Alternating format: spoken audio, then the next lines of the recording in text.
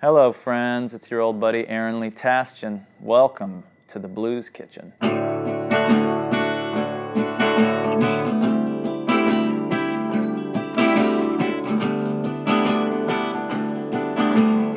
Arron Lee Tas-jan is a true one-off. We were introduced to his music via the timeless song Memphis Rain back in 2016. At that time, one could be forgiven for labelling Arron as an Americana artist, but this year's follow-up record, Karma for Cheap, is certainly an evolution.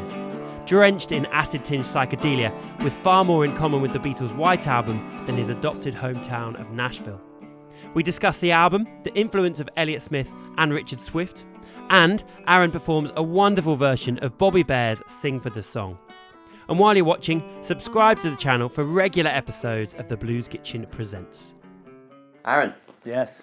Welcome to the Blues Kitchen. Yeah, pleasure to be here. Thanks for having me. No, don't be silly. I mean, thank you for making the effort to slog your way down from Edinburgh to come and see us this morning. Slogged it out. Bright and early. So we've been really excited about meeting you because I think it was 2016, a couple of years ago. There was this kind of 2-week period. I kept getting emails and text messages through saying, you've got to check out this tune called Memphis Rain. Oh. So I went away and I was like, this tune is amazing. Like, who is this guy? And it was my introduction to your music. And I got straight into Silver Tears and it got spun on the Blues Kitchen radio and it's like, this is a really nice slice of Americana and country. This is our vibe. And then a couple of months ago, I put on your most recent record and it's like, whoa, this sounds like you made this on a different planet. I'm a big Beatles nerd. Yes. As I understand you are as well. I'm sure you won't mind me saying like the White Album seems like it was probably a big touch point. My references a lot of the times come from bands that were influenced by the Beatles. The most prominent of those two would be Elliot Smith. Wow, okay. And a guy named Richard Swift. Yeah, from the Shins. Yeah. Mm-hmm. He sadly passed away, didn't he, a few months ago? Yeah, exactly. Those two guys had a really interesting thing to me in that they wrote songs in traditional forms that were presented in a production style that was more current or modern, you know. And those two, that marriage is, for me, a really happy one, you know. I love that juxtaposition. So as I was, getting ready to make another record, I'm writing all the time, so there's always a wealth of songs to choose from, but I think, living in Nashville, at the center of the Americana revolution, if you will, if that's not an oxymoron, I think I just kind of felt like that's a side of the coin of Americana to me. Mm-hmm. I grew up listening to, the Beatles and Harry Nilsson and artists like that, the same way that a lot of people in Nashville grew up listening to Johnny Cash or Bobby Bear or Guy Clark or John Prine or whoever. To me, that's my roots music. Yeah. And I thought, I want to put a flag in that ground. So the impetus for making a record like that wasn't really anything other than just trying to make something that felt honest to me, that I was excited to sing every night. There's an interesting line on the record, I think it's third or fourth track in when I was listening to it last night, and you're singing about Music Row. Mm-hmm. Remind me of the line. Yeah. Where's that sweet angel I used to know? She traded her house for a mansion on Music Row. There you go. So, I mean, is that a kind of sly dig at the town that you're living in? No, it's not a dig. I guess a sort of a feeling that's in the air there, kind of amongst all of the musicians that live on my side of town. There's a difference between Nashville and East Nashville. Yes. Yeah. That probably sounds somewhat pretentious to say that. No, it doesn't. And from an outsider's point of view, I mean, been to Nashville numerous times. I think we've said this in interviews before, is that when you visit East Nashville, everyone seems to have a real great respect of the past, but it's still moving forward. Yeah. And your record sounds like the past and the future at the same time. Whereas if you go maybe down Broadway or something like that, it's very retrospective. Yes. You get a little bit out of town in any direction, it's like, right, this is kind of real America. Definitely. That line plays into the sense of what you just said in terms of, the record kind of sounding like the past and the future at the same time.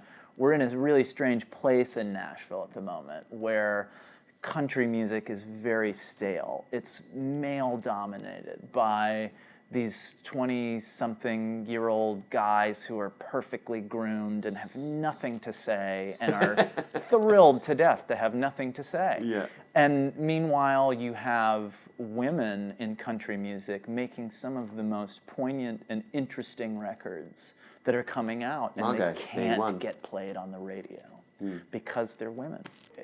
That line is really more of a comment on the trappings of an establishment town trying to figure out how to move forward. So you're going to do a cover for us. It's a Bobby Bear tune. Yeah. It's not something that I've heard before. So maybe you could tell us why you picked out that tune, kind of maybe even what it means to you, or maybe what you've learned from that tune. The name of the tune is Sing for the Song. I really tend to identify, for one reason or another, with songs about my job. I guess it's the same way that a truck driver hearing a trucker song or whatever goes, I can immediately relate to this. Yeah. Sing for the Song I could immediately relate to because, the lyrics are all about sing for the song just like you did when you stood on the corner and didn't even feel the cold. It's a reminder to keep your heart in the right place about performing, because all of this is kind of a head trip in a way, and what you want to do is you want to identify ways to invest in this thing that's giving you this platform to share music with people, which is amazing.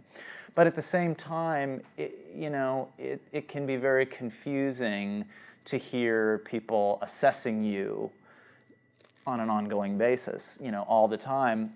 And you don't want to really believe any of that, but you do want to believe in what it is that you're doing with that. It's a tricky walk, but songs like Sing for the Song feel like a mantra to me, and that's really, at the end of the day, whatever you sing and whatever you write, you want to make sure that you believe in them, because I don't want to have to go up there and fake it.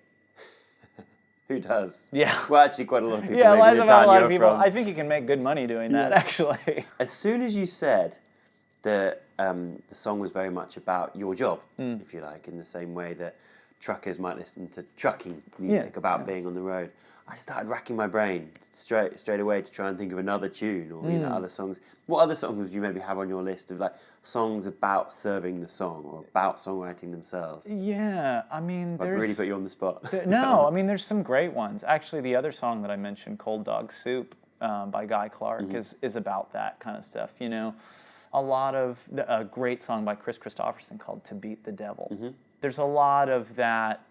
I guess maybe that's a little bit more of a tradition in country music. Yeah. Shake and Pop by Nick Lowe, I mean, that you can find these songs all over the place.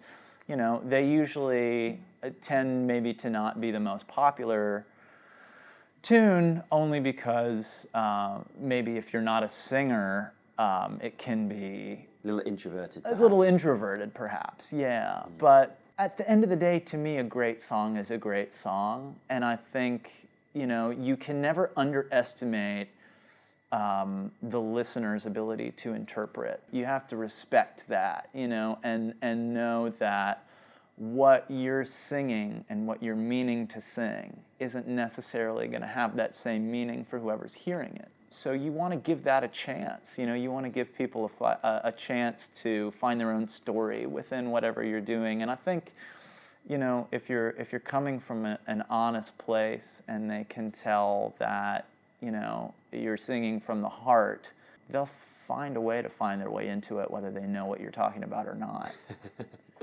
On that note, I mean, to be honest, I could sit and chat to you all day. But I think it's probably time we had some music. All right. So perhaps you'd be kind enough to introduce your performance. Yes, indeed. My name is Arron Lee Tas-jan, and I'm going to be performing Sing for the Song by Bobby Bear.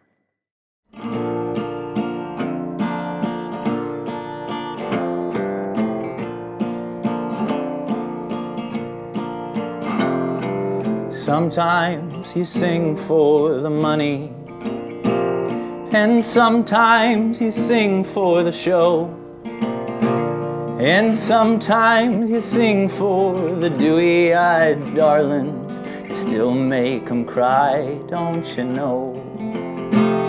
Well, sometimes you sing for the glory, but the glory don't last too long.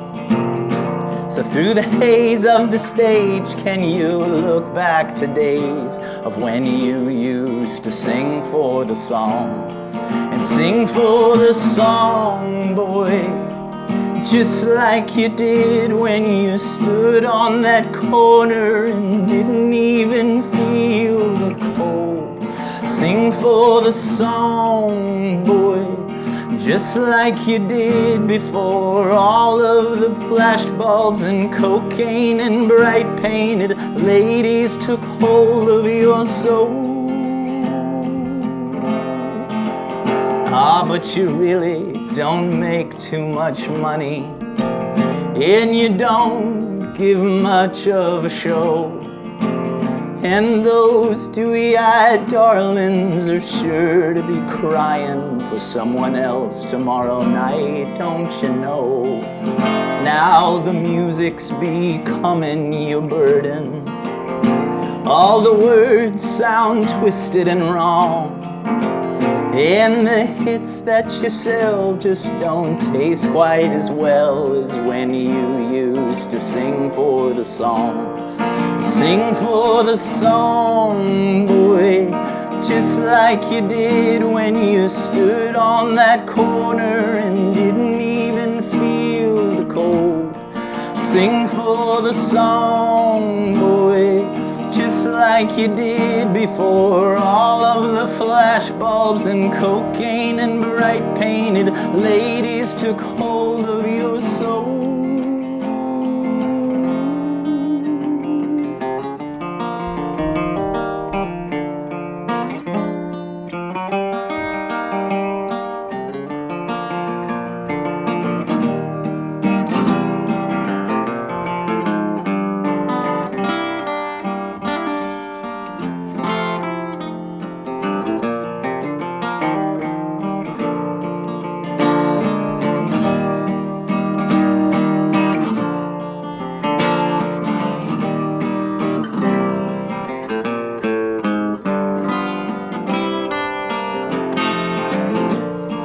Sing for the song, boy, just like you did when you stood on that corner and didn't even feel the cold.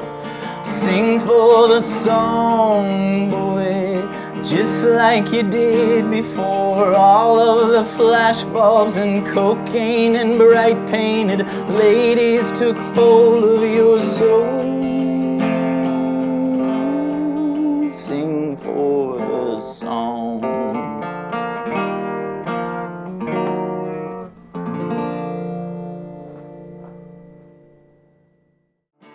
Subscribe to The Blues Kitchen for live performances and interviews with the hottest blues, soul, country and roots musicians in the world today.